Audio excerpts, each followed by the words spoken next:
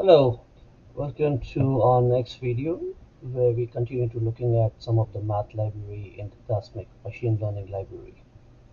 So yesterday we took a look at the statistics function that are available. So we looked at dispersion, information gain, and the unit tests that are used to test those mathematical functions.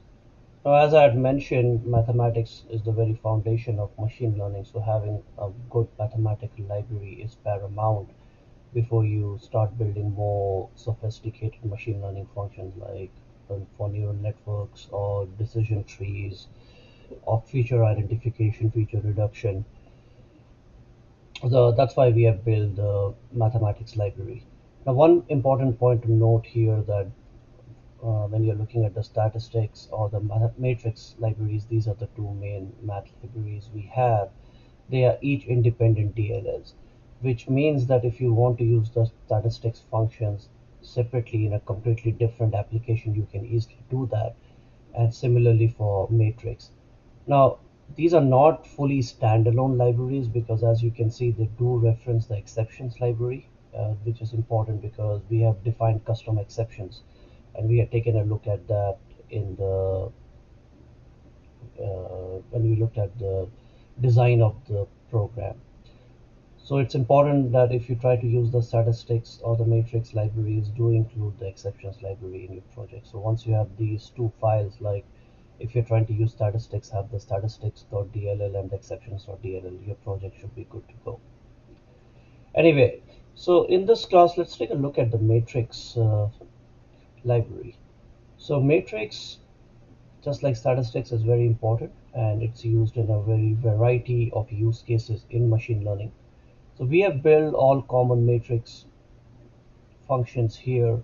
For example, if you're doing simple operations like subtract, there's a matrix library available to that, or doing a transpose or doing a multiplication.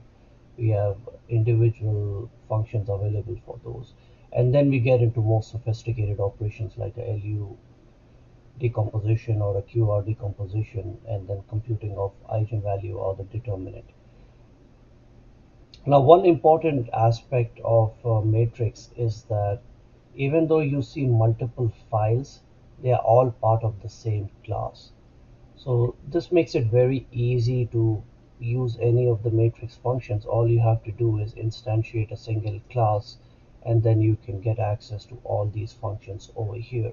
And the way we have done that is by declaring each one of these as partial classes. So partial classes in C# allow you to split the same class, the code for the same class, into multiple files. So these are all independent files, but they are part of the same class. So for example, let's take a look at the LU factorization. It says partial class matrix operations. Now, if you try to use the matrix operations class, so let's go and take a look at our unit tests here for matrix. So these are all the matrix unit tests. So if you, for example, you do an identity matrix, let's take a look where we are instantiating it.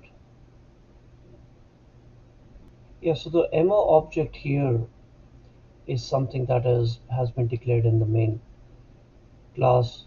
And here what we have done in the unit test is use the same partial class operation. So there's a matrix operations test, that's a single class. And if I go on the declaration of MO, let's go to the definition here, we have declared it right there as a private member of the matrix operation test class.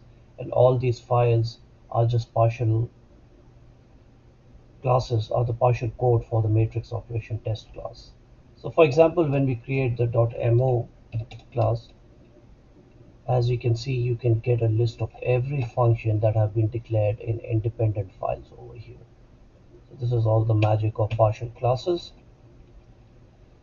Well, let's go back and take a look at some of the operations. For example, matrix subtract. This is just taking a two-dimensional array because each matrix is essentially two-dimensional. Now, one thing to remember, we are using a jagged array here just for more ease of use here. But if you are using a square matrix or even a rectangular matrix, we could have used like a simple two-dimensional array that is separated by a comma. But jagged array just make it easy to manipulate, and they are supposed to be more efficient from a memory standpoint too. So as you can see, subtract just takes two matrices and performs the operation. Now again, we have tried to parallelize as much routines as possible. Now in matrix operation, parallelization is always quite tricky because there are dependencies, especially in the case of matrix multiplication. So wherever parallelization has been possible, we have tried to use it. And as you can see, we also commented out the non-parallelizable code. This was done for ease of debugging, like when we had a single non-parallelized code and we tried to parallelize it, if results were not matching, it's much easier to debug when you are looking at non-parallel code. Because with parallel code, things can get quite ugly if you try to debug issues. So it's always better to solve the problem in non-parallelized code and then parallelize it. So this is the subtract operation, and similarly we have a subtract test for the unit test. So all we are doing is taking two matrices, and these matrices have been defined in the same matrix operation test class. So if I go to the definition,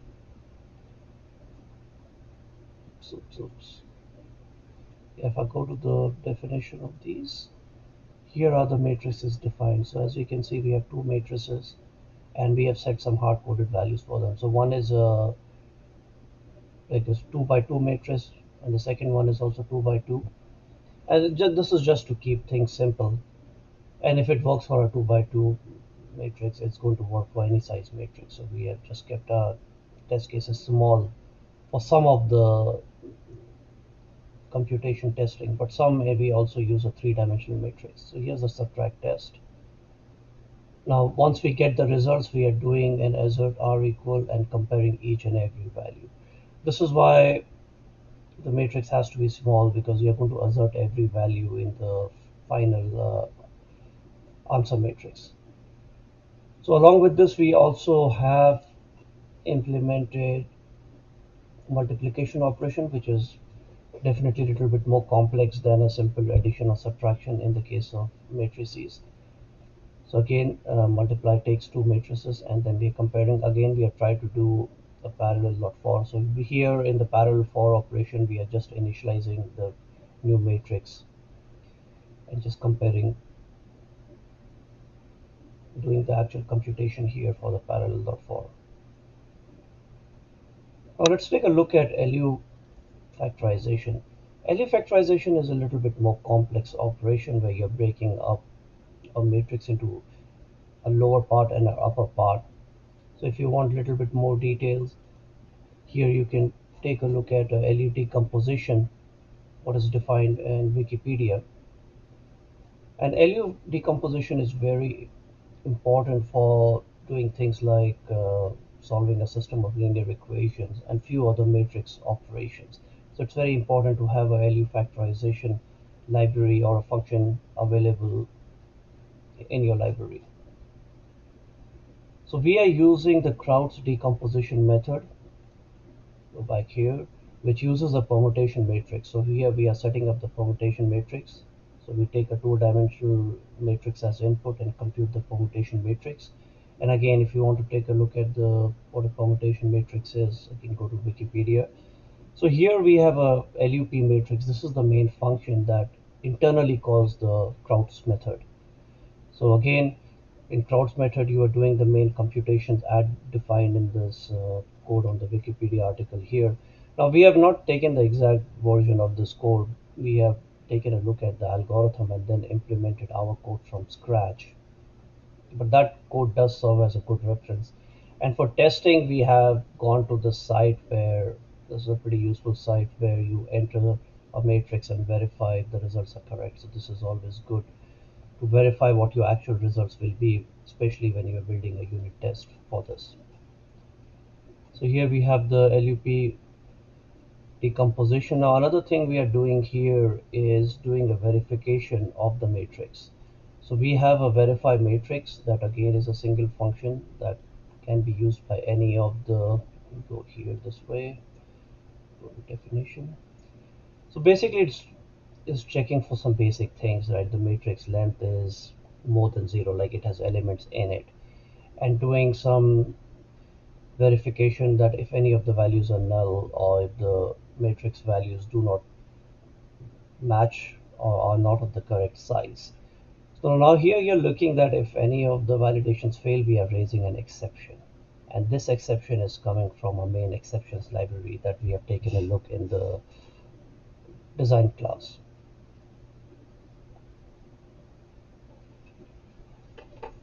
Yeah, so if there are multiple exceptions raised, we try to queue the exceptions up and then raise whatever the first exception that comes up. This way, if the user resolves the first exception and still hasn't fixed the second exception, they're going to get the second exception from the verify matrix function. Now, once the verification is done, then we go ahead and do the actual computation for the LU factorization. With that, I like to stop at this point, and then in the next video, we are going to continue taking a look at the matrix operations. Till then, see ya.